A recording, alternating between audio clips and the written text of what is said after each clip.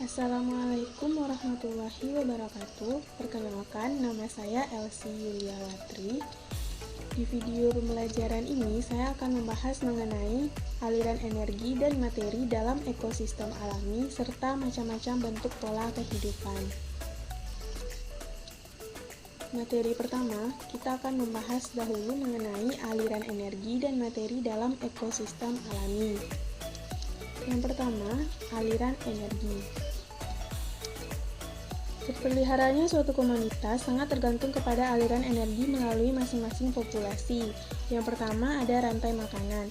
Rantai makanan adalah peristiwa makan dan dimakan antara makhluk hidup dengan urutan tertentu. Dalam rantai makanan ada makhluk hidup yang berperan sebagai produsen, konsumen, dan dekomposer. Dengan demikian, rantai makanan tersebut dapat dijelaskan bahwa yang pertama ada rumput, bertindak sebagai produsen, kemudian belalang sebagai konsumen satu atau herbivora, kemudian katak sebagai konsumen dua atau karnivora, ular sebagai konsumen tiga atau konsumen puncak atau karnivora, dan jamur sebagai dekomposer. Yang kedua itu jaring-jaring makanan. Jaring-jaring makanan adalah gabungan dari rantai-rantai makanan yang tumpang tindih dalam ekosistem dan saling berhubungan. Jika dalam suatu peristiwa rantai makanan dapat ditarik lurus siklusnya, berbeda dengan jaring-jaring makanan. Pada jaring-jaring makanan, peristiwa siklus makanannya tidak sesederhana rantai makanan. Dalam satu makhluk hidup bisa memakan lebih dari satu jenis makhluk hidup lainnya, sehingga menciptakan garis-garis yang saling bersilangan. Seperti contoh berikut ini. Piramida makanan. Piramida makanan ini adalah suatu piramida yang menggambarkan perbandingan komposisi jumlah biomasa dan energi dari produsen sampai konsumen puncak dalam suatu ekosistem. Komposisi biomasa terbesar terdapat pada produsen yang menempati dasar piramida. Dalam ekosistem yang seimbang, jumlah produsen lebih banyak daripada jumlah konsumen tingkat 1, jumlah konsumen tingkat 2 lebih banyak daripada jumlah konsumen tingkat 3, demikian seterusnya. Hal ini disebabkan oleh hilangnya energi pada setiap tingkat makanan. Jika rantai makanan digambarkan dari produsen sampai konsumen, tingkat tinggi, maka akan terbentuk suatu piramida makanan. Setelah aliran energi tadi, selanjutnya kita membahas mengenai aliran materi. Aliran materi ini terbagi menjadi beberapa siklus. Yang pertama, siklus air. Siklus air ini terjadi bila air laut menguap dan membentuk awan, kemudian mengalami proses pengembunan menjadi hujan yang jatuh ke laut lagi. Siklus air sedang terjadi bila hujan tersebut jatuh di daratan air, sebagian meresap ke dalam tanah menjadi air tanah, sebagian lagi mengalir ke sungai, danau, dan akhirnya ke laut menjadi air permukaan.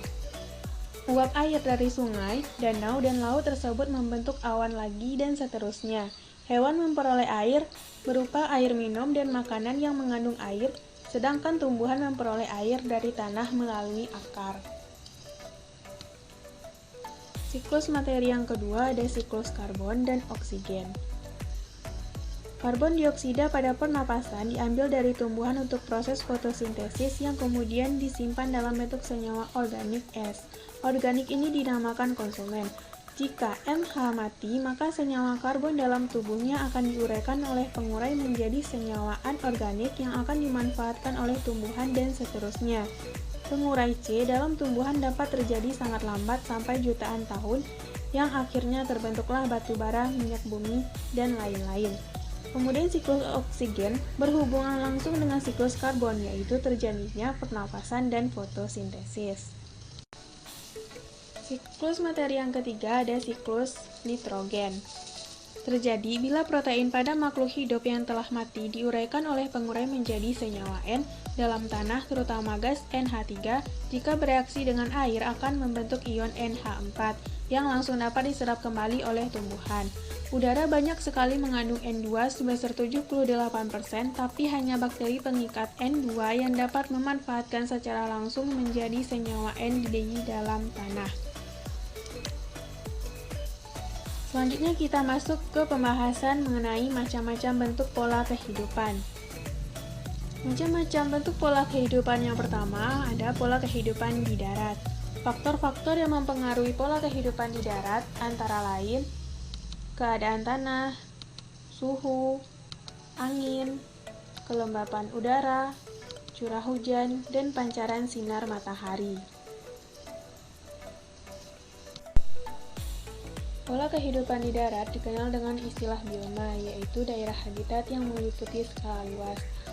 Ada bioma gurun dan setengah gurun, bioma padang rumput, bioma sabana, bioma hutan tropis, bioma hutan gugur, bioma hutan taiga atau hutan homogen, bioma hutan tundra, dan bioma hutan bakau atau hutan mangrove. Bentuk pola kehidupan yang kedua yaitu pola kehidupan di air. Lingkungan hidup di air dapat dibedakan menjadi yang pertama lingkungan air tawar, contohnya sungai, rawa, dan kolam.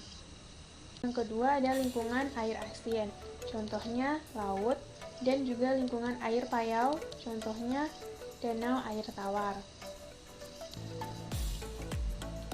Faktor penting dalam kehidupan di air adalah sifat-sifat air itu sendiri. Misalnya yang pertama, pola kehidupan di air akibat cahaya matahari. Lingkungan air yang tembus cahaya matahari mengakibatkan tumbuhan hijau sebagai produsen dapat mengadakan proses fotosintesis. Proses fotosintesis ini menghasilkan zat makanan yang dapat berguna bagi tumbuhan air dan merupakan sumber makanan bagi makhluk hidup lainnya di dalam air. Lingkungan air yang tidak tembus cahaya matahari merupakan daerah yang tidak ada produsen, sehingga hewan yang hidup di dalam air adalah pemangsa dan pengurai atau karnivora dan saprovora yang mendapat makanan dari bahan-bahan yang mengendap di dasarnya. Dalam kehidupan air berlangsung perpindahan energi dari sinar matahari ke tumbuhan air ke konsumen.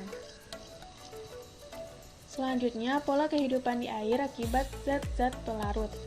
Limbah-limbah industri yang terlarut di dalam air dapat mengakibatkan produsen di dalam air tidak berkembang sehingga ikan-ikan kekurangan makanan dan akhirnya mati. Pemupukan sering dilakukan pada kolam renang ikan agar tumbuhan air sebagai produsen tumbuh subur sehingga makhluk hidup di dalam air tidak kekurangan makanan. Selanjutnya, pola kehidupan di air akibat gaya tekanan ke atas. Pemupukan sering dilakukan pada kolam ikan agar tumbuhan air sebagai produsen tumbuh subur sehingga makhluk hidup di dalam air tidak kekurangan makanan. Selanjutnya, pola kehidupan di air akibat perubahan suhu.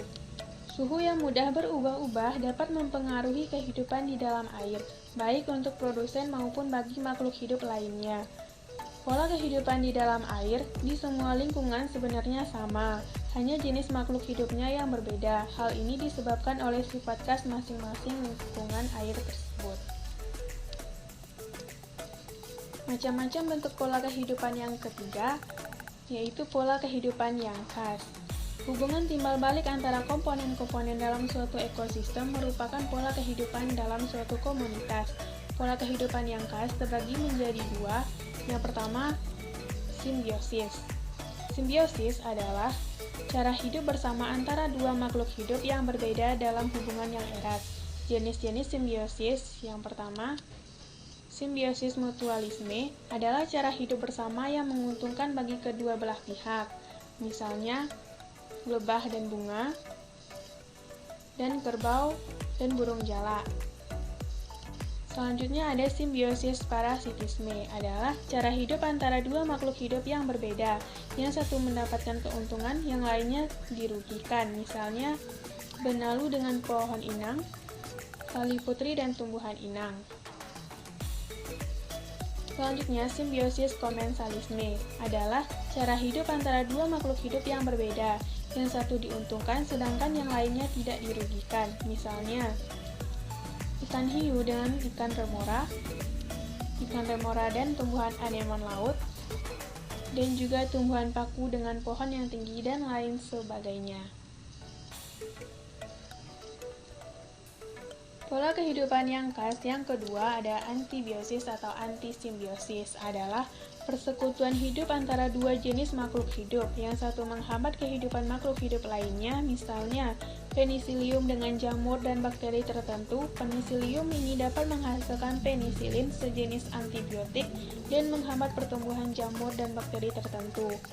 Macam-macam antibiotik yang dihasilkan dari pola kehidupan sebagai antibiosis ada penisilin, streptomycin, kloromycin, anreomycin, teramycin, tetrasiklin, dan lain sebagainya. Nah, sekian video pembelajaran kita hari ini. Terima kasih. Assalamualaikum warahmatullahi wabarakatuh.